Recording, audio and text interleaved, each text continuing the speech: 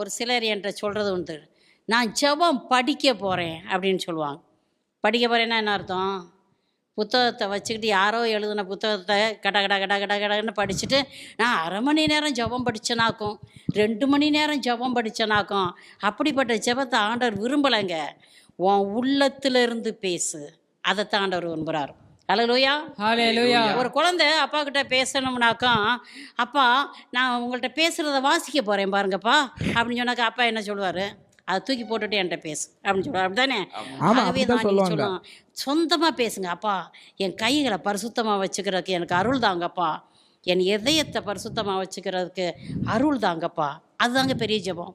பெரிய ஜெபம் அதுதான். நீங்கள் மணிக்கணக்காக உட்காந்து எதையோ வாசிச்சுட்டு போகிறத விட ஒரே ஒரு செகண்ட், ஒரு 4 செகண்ட் ஆண்டவருடைய இருதயத்தை தொடுற அளவுக்கு நீங்கள் ஊக்கமாக உருக்கமாக செய்வீங்க. அது